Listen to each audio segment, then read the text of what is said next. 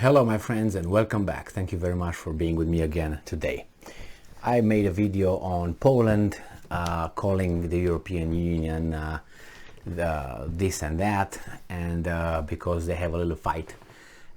Poland wants some money, a few billions, tens of billions from the European Union, and the European Union says we're going to give you the Brussels. And I don't know the names, some names.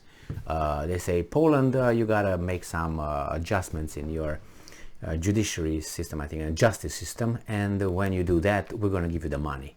So do what we want you to do, because you are doing something that it's not in accordance with the treaties you signed with the European Union. So that's a little fight over money. Because since these countries cannot function on their own, they need money from the bankers, international banking system, so they can blackmail them and you're their servant or slave forever. So here we have, that's how it works. Because if you think that Brussels has money, where is Brussels having money from? The money to give billions is getting money from where? From the citizen, from where? It just gives you grants from the banks. And you can't function without that extra money because you don't have you can get a loan. Why would you get a loan? Because you can't make it? Well, maybe you should implement some good economic policies. How about that? So we have here Reuters this morning said that EU to stand firm in clash with Poland over cash, officials says. So Brussels is unlikely to back down on its demand that Poland respect the rule of law to receive post-pandemic recovery funds, officials say, despite threats from Warsaw that it could block decision-making within the European Union. Poland would be eligible for 24 billion euros in grants and 11.5 billion in very cheap loans from the fund, designed to help. How do you help me with a loan?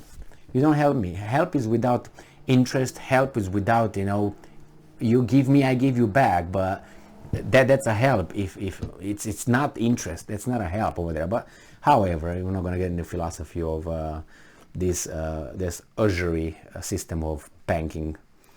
But anyway, where is Jesus to come and get the tables upside down in the temple? They killed him, yeah. And the Romans were just a tool. So the Romans were the pistol. And the guys who handled the pistol were some other people. So this is what happens. They said that Poland will very strictly apply the prerogatives it has, and at the same time we will very scrupulously make sure that the European Commission does not foray into areas where treaties do not give it competence. So Warsaw's threat is that unless the funds are unlocked, it may block decisions by the 27-member EU in areas where unanimity is required: foreign and security policy, taxation, or finance. So blackmail. And he says the Commission is not very concerned about such threats. Okay, so go ahead. Now, after that, I got another article from Reuters, the same friends of mine, from today, but and it says like this: Poland to get recovery cash after meeting agreed milestones, Commission. All right, so they get the money. And then I read another article today that says no, they didn't get the money. So which one is it? So Brussels: Poland will get money from the European Union Recovery Fund only after it reaches the milestones and targets that the Polish government has jointly agreed. So here there's to recover cash after meeting agreed milestones. So no, they didn't get the money. Poland is eligible for 24 billion euros in grants, and that's the same article here, but it's just that they said until you meet the Commission and Poland have discussed this plan for months in every detail. It has been designed by both sides, so there is no space for misunderstanding. A Commission spokeswoman told a regular briefing, "It is clear that the agreed milestones and targets have to be met," she said. So you Poland, basically that's what they tell him. Well, a friend of ours who's still alive, this one, said that the drawbacks of entering in an alliance or in a union is that you have to give some of your sovereignty away. in the name of the union. So you have to give some of your freedoms. It's the same thing as you get in a marriage. When you get in a marriage, some of your freedoms you have to get rid of them because you are in the union. For instance, you can't just go and screw around every night wherever you want. So that freedom is gone, for instance. You can't just go to the bar and get wasted and then go with whomever, wherever, and then come home with vomit and piss on your pants and wasted. Again, that's because, you know, you're in this union. The same here. When Poles and all these guys said, oh, I want to be in the European Union. Now you're in over there. And the European Union has certain kind of standards dictated by I don't know who. Do you know who? Do you know who dictates? Do you know who is this Brussels? Do you know who in Brussels comes with these ideas that you have to do this, you have to do that, you have to be tolerant there, you have to be tolerant there, and imposes to everybody else? Who are those people? I want names. And who are the ones who think that those three persons, because it doesn't come from a country, it comes from an individual who's probably in the European Commission, or it's over there in European Parliament, so-called. And there's one person, and he says, oh, I think that from now on, let's say, I'm giving an example, zoophilia is fine. Let's say someone says that. And then the other guys around say, yeah, I think it's fine. And they vote over there, and they will say, okay, this is a new norm of the European Union. By some 200 people over there dictate that they will say that zoophilia is okay now. And then they will say, okay, this is it. And that will not be sent to each country to ratify it and say, yeah, we agree with this. No, this is going to be a new value of the European Union. All right. And then they will say, okay, Romania or Poland or other bottom feeder country. You say, hey, you want money? Okay, then you have to, because you have to abide and be at the standards of the European Union's values. So bye-bye with your traditions, bye-bye with your values. Now they're the European values. Made by whom? By Romanian people? By Hungarian people? By Polish people? No.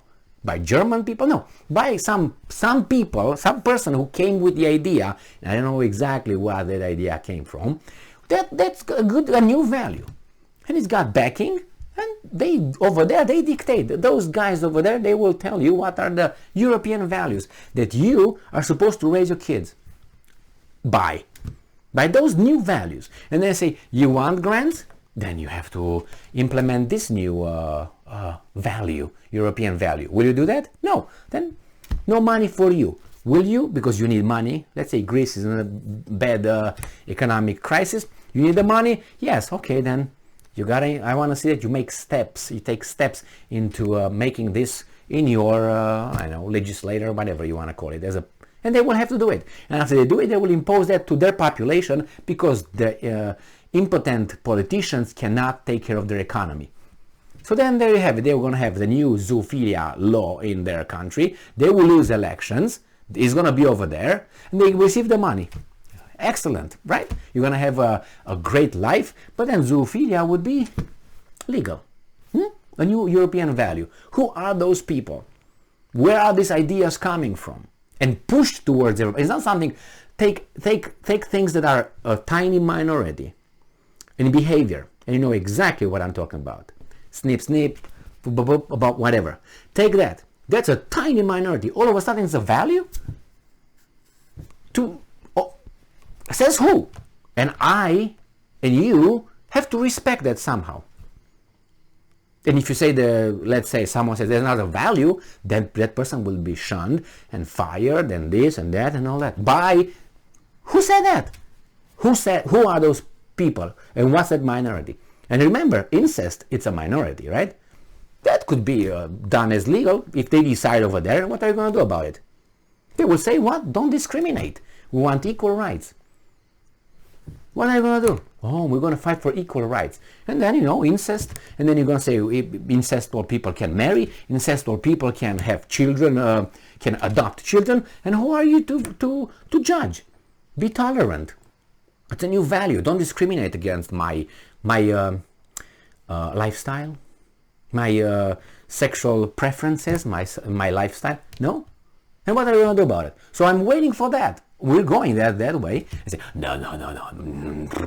Yeah, go and tell what's going on now to people about, I don't know, like 8 years ago, and tell them that, someone is, all right, I don't want to, these kind of things are right now, we are equal, and don't discriminate. All these that we're taught nowadays, go and tell someone in, I don't know, and I'm not talking Weimar Republic, that cesspool of degenerates, not that. That is, oh my God, so much. Read about Weimar Republic and so you throw up what was there over there.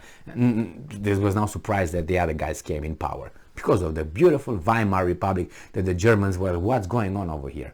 Is this Sodoma? Is Gomorrah? What is it? Whatever. You know what I'm talking about. So, Gomorrah. Yeah, so those guys, Poles, will get the money when they're going to implement whatever Brussels tells them. And that's been with any other implementation. I'm waiting for this incest, zoophilia, and who knows what else. Polygamy, everything. Everything goes. Why? Why do you discriminate against them? It's free will, free association. Why, you discriminate about my sexual orientation? What if I want to have with a goat? What's your problem?